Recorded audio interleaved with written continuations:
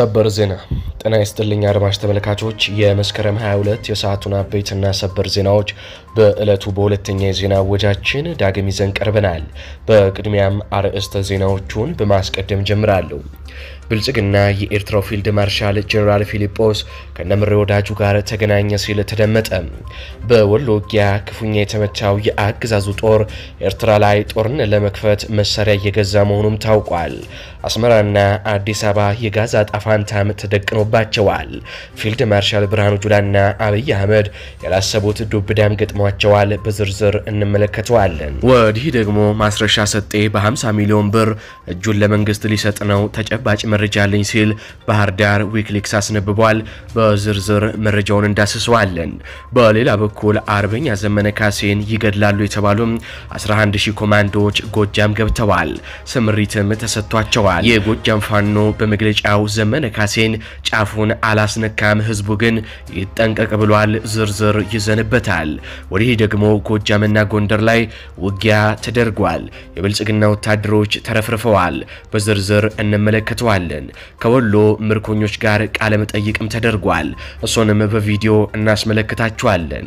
የኢትዮጵያ የኪነ ጥበብ ሰማይ ዛሬ በሐዘን ደመናም ተሸፍኗል። ሳቅን መለየዋ መድረክን ቤቷ ያደረገችው ተወዳጁ አርቲስትና ኮሜዲያን ፍሬህይወት ባህሩም ባጋጠማት ድንገተኛ ህመም ከምትወደው ህዝቧና ከጥበብ ዓለሟም በሞት ተለይታለች።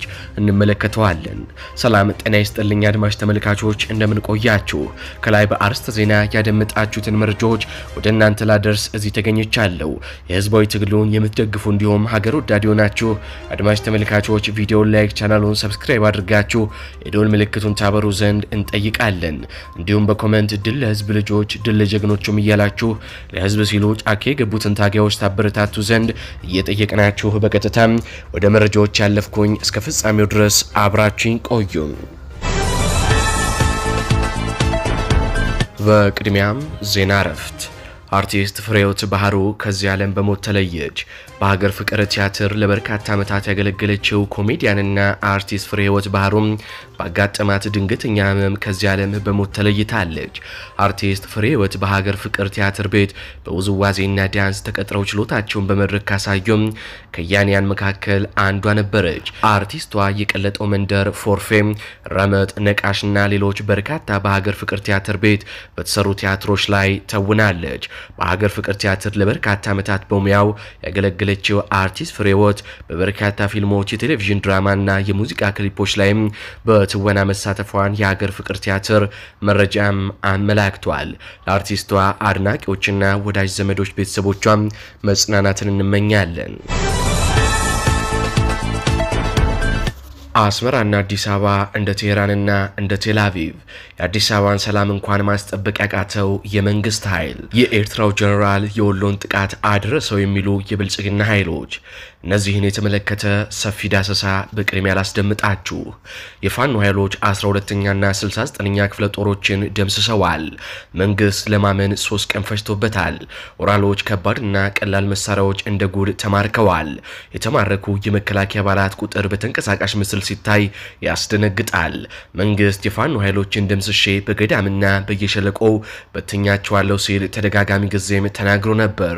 ብርሃኑ ጁላ ባለፈው ወለጋ ሰራዊት ሲያስመርቁም ንግግር ባደረጉበት ሰዓት ጽንፈኛው ፋኖ አላችሁ አልተሳካላችሁም፣ ተሸንፋችኋል፣ ያጉራችሁ የት ሄደም፣ 4 ኪሎ እንገባለን አላላችሁም፣ የታላችሁ እየጠበቅናችሁ ነው በማለት የመንደር ዱርዬ ንግግር አሰምተው ነበር። አብይ አህመድም ሺህ ዓመት ብትዋጉኝ አታሸንፉኝም ብለው ተናግረው ነበር።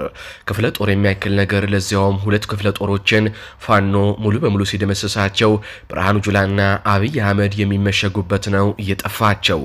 እዩኝ ማለት በኋላ ደብቁኝ ያመጣል። የወሎውን ውርደት ለህወሓትና ለኤርትራም ሰጥተውታል። አምባገነን መንግስታት ሽንፈታቸውን አምነው ተቀብለውም አያውቁም። ሽንፈታቸውን ለመደበቅ ለሌላ አካል ነው የሚሰጡት። የአብይ አህመድ አስተዳደር መሸነፉን አምኗል። ነገር ግን ፋኖ አይደለም ያሸነፈኝ ኤርትራና ህወሓት ናቸው ብሏል። ብሏል። ኤርትራን ወግቼ አሰብን አስመልሳለሁ እያለም በሌላ በኩል ወሎ ላይ በኤርትራ ተሸነፍኩኝ ማለት አብሮ የሚሄድ አይደለም።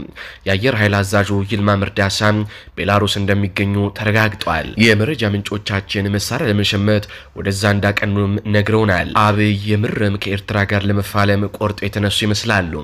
ጦርነት አሸናፊና ተሸናፊ አይኖረውም።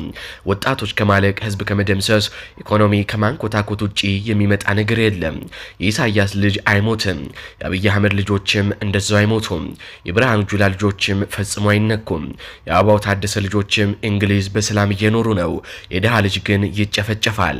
የባለስልጣን ልጆች ደግሞ ዱባይና አውሮፓም ይዝናናሉ። ባለስልጣናቱ የደሃ ልጆችን ካስጨረሱ በኋላ በውጭ ጫና እንዲታረቁም ይደረጋል። የባለስልጣናቶቹ ልጆች አይፎን ስልካቸውን ይዘው ጸጉራቸውን አጎፍረው ትልቅ ኤድፎን ጆሮአቸው ላይ አድርገው በቦሌ ኤርፖርት ዘናፈታ ብለው ወደ ሀገር ይመለሳሉ። የደሃ ልጅ ቀባሪያቱ በየበረሃው የአሞራ ሲሳይ ይሆናል። የኤርትራና የኢትዮጵያ ጦርነት የሚጀመር ከሆነ ይህ ነው የሚፈጸመው። ኤርትራ ከኢትዮጵያ በጣም የተሻለ ሰላማዊ የሆነች ሀገር ናት። ታጣቂዎች በኤርትራ የሉም። ጫፍ እስከ ጫፍ ሳትታገት ጥይት ድምጽ ሳሰማም በሰላም መንቀሳቀስ ትችላለህ። የብሔርም ሆነ የሃይማኖት ክፍፍል ኤርትራ ውስጥ የለም። በተቃራኒው ኢትዮጵያ ውስጥ ከአዲስ አበባ ውጪ ለመጓጓዝ በነፍሱ የቆረጠ ሰው መሆን አለበት። ታጣቂዎች እንደ ጉድ ፈልተዋል። ግብረ ጉራቻ ብቻ በየወሩ በርካታ ሰዎች በታጣቂዎች እየታገቱም እየተገደሉም ነው። ለገሰት ሁሉ ባለፈው ለኤንቢሲ ኢትዮጵያ ህዝቡ ራሱን ይጠብቅ፣ መንግስት ሰላም የማስፈን አቅም የለውም ማለታቸው ይታወሳል። የውስጥህን ሰላም ሳታስጠብቅ ሌላ ሀገር እዋጋለሁ ማለት ከጤነኛ አእምሮ የሚመነጭ ሐሳብም አይደለም። በዚህ ላይ በወሎ ጥቃት የተሸነፍኩት በኤርትራ ነው እያልክ እያወራ ከኤርትራ ጋር እዋጋለሁ ማለት እርስ በራሱም ይጋጫል። በሰላም እጦት የተነሳ በአዲስ አበባ የእግር ኳስ ውድድር ማድረግ አልተቻለም። አዲስ አበባ የፕሪሚየር ሊግ ጨዋታዎችን ካደረገች ዓመታት አልፈዋታል። በፊት አዲስ አበባ ላይ የእግር ኳስ ውድድር ይደረግ ነበር። የጊዮርጊስ፣ የኢትዮጵያ ቡና፣ የፋሲል ከነማ፣ የመቀሌ ከነማ፣ ወላይታ ዲቻ ወዘተ ማሊያ የለበሱ ወጣቶች ወደ ስቴዲየም ይተሙ ነበር። አሁን ግን ያ የለም። በሰላም እጦት ምክንያት አዲስ አበባ ላይ ኳስ መጫወት አልተቻለም። እንዲሁም በተጨማሪም አዲስ አበባ ላይ ኳስ ውድድሮች የሚዘጋጅ ከሆነ ወጣቱ ደጋፊ ድምጹን ያሰማል በሚል ነው አዲስ አበባ ላይ የኳስ ውድድር እንዳይደረግ የታገደው። አብይ አህመድ አዲስ አበባን ሰላም ማድረግ ሳይችሉም ኤርትራን እዋጋለሁ እያሉ ነው።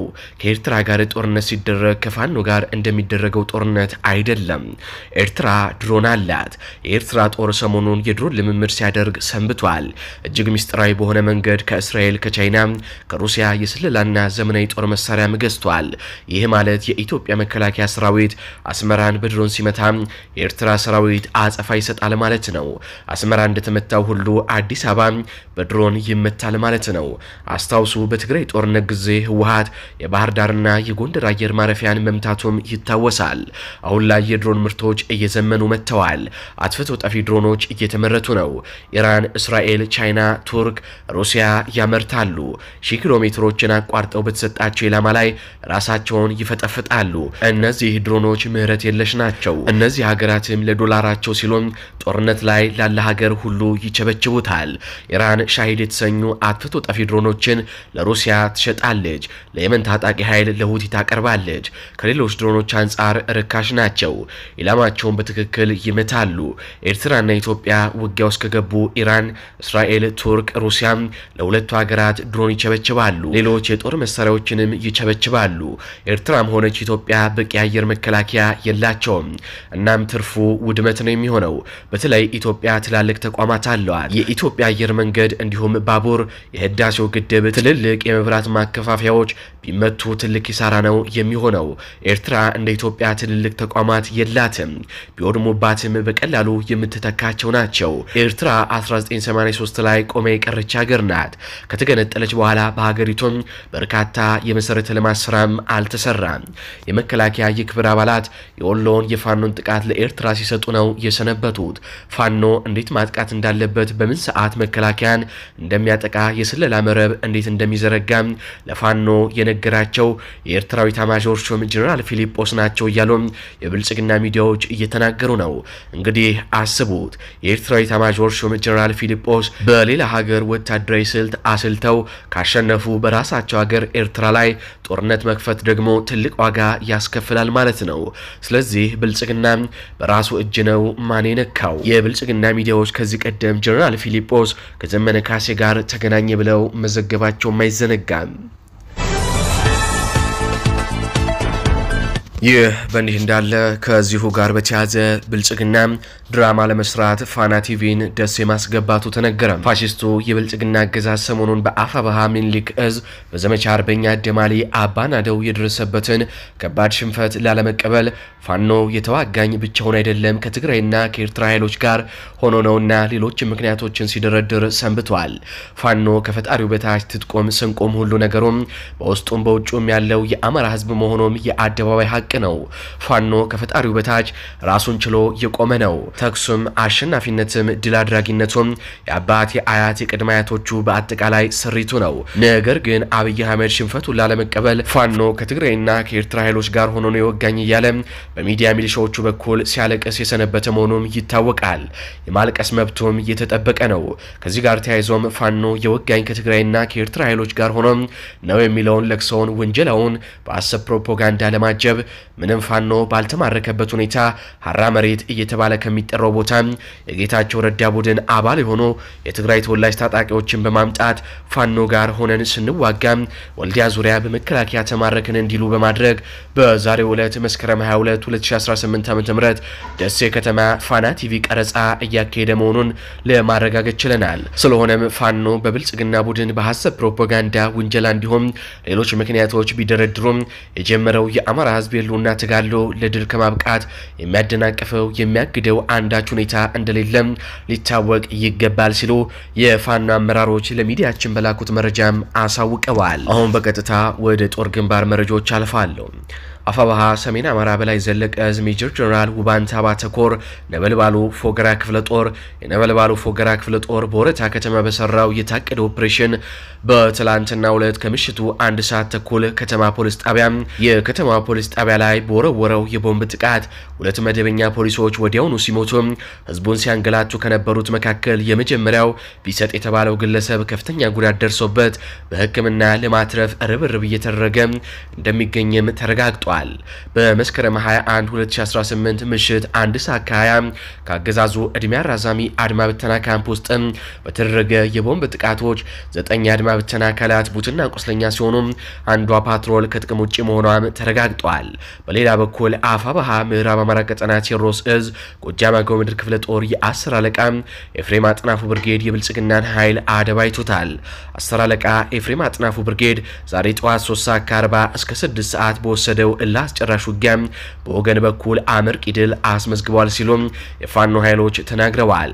ተንታጓ የሻለቃ ኤፍሬም አጥናፉ ብርጌድ የብልጽግናውን በራስ ጠባቂን 73ኛና 76ኛ ክፍለ ጦር ሰራዊትን ከአምሰልታ መሽጎ ጥቃት እንደሚደርስበት መረጃ የሰማው ወደ ፋክታ መፈርጠጥ ላይ ያለ በተለምዶ አስዋ መገንጣያ ተብሎ ከሚጠራው ሰፈር ሚስጥራዊ ደፈጣ ተይዞበት የህይወትና የንብረት ጉዳት ደርሶበታል።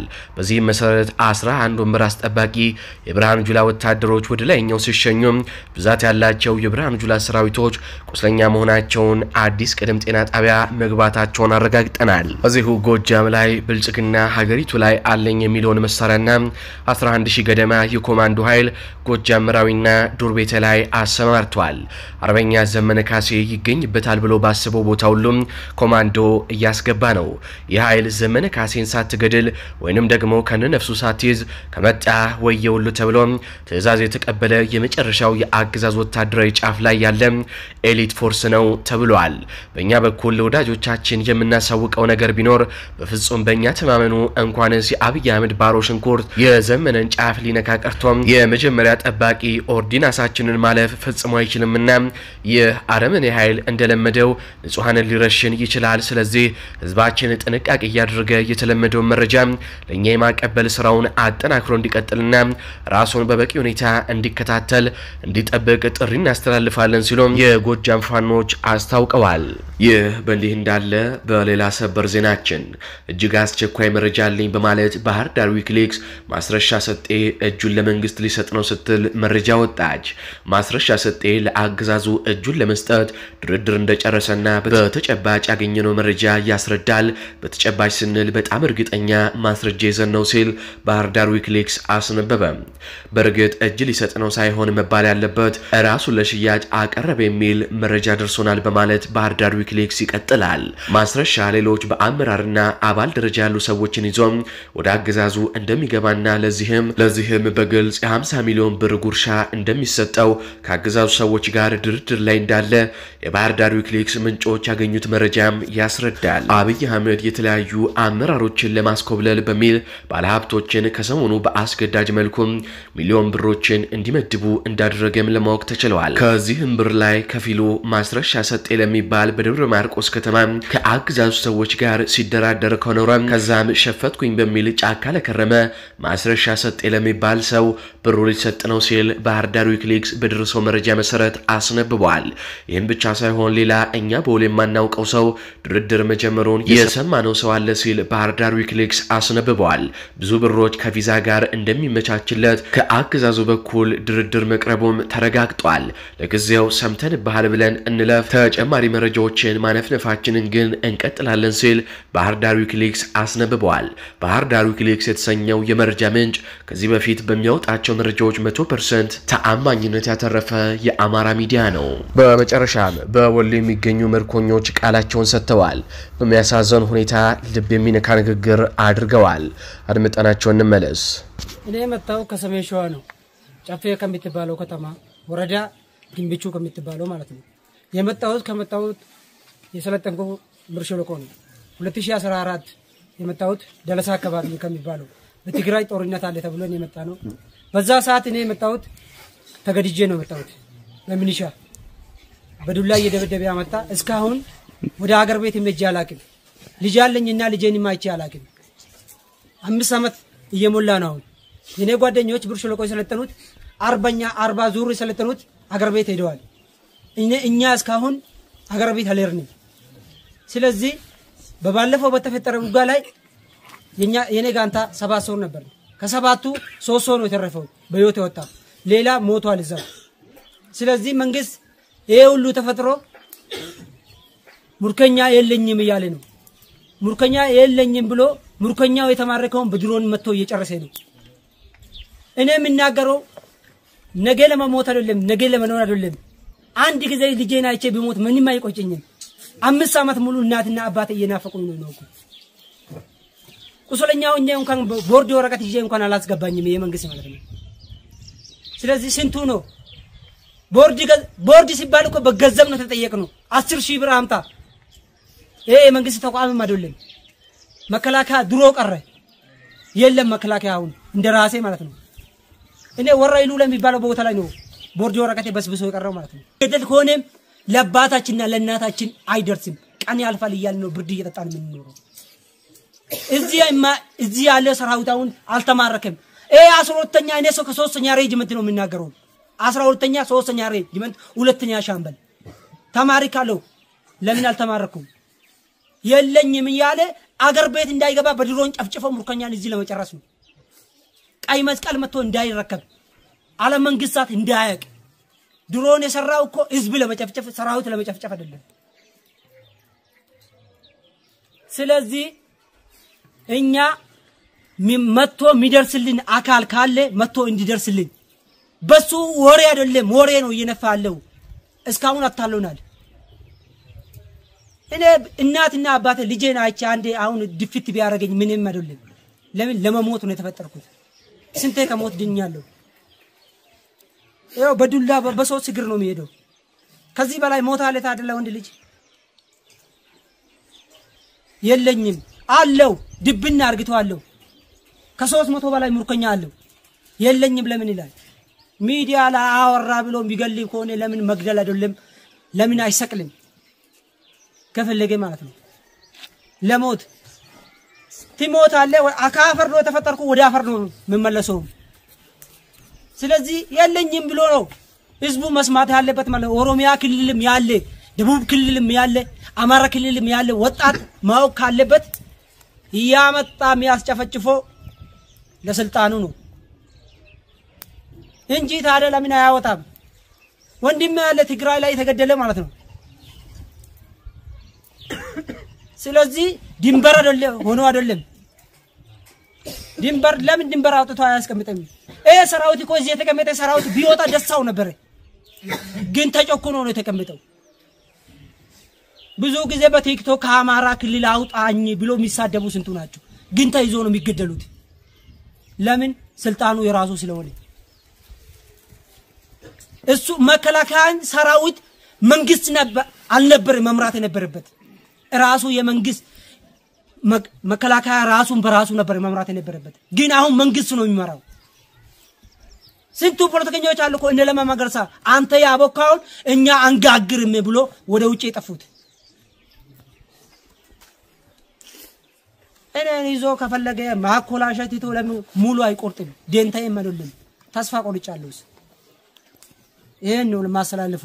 ከኦሮሚያ የሚመጣው መከላከያ አለ። አሁን አፋር ላይ ምን ምላለ ሚያከሆነ ይሄን ካየ በጊዜ መጥፋት ከዛ አይጠቅምማ። ትግለኛ ማልጠቀመም ተጎርተንበትም ምንም የታገለ ለአገሬ ለባንዲራ ብሎ የታገለ እኮ ስንት አለ እዚህ ስንት ቆሰለ ስንቱ እግሩ የተቆረጠ ምንም አላረገም። እዚህ በተዋጋን ውጋ ላይ እጁ የተቆረጠ ጓደኛ ያለው ተመቶ ግን ይሄው እዚህ ነው ያለው ኮምቦልቻ እየታሸ ወይ ለናቶ ነው ወይ ለአባቷ ነው እጁ ተቆርጦ መና ነው ቀረው። እኔም ነገ ዞሬ የሚመጣም ቢሆንም መልሶም ያምጣ ጠፋለሁ። አሁን መንገድ ተገኝቷል። እንደ ድሮ አይደለም ፖለቲካ።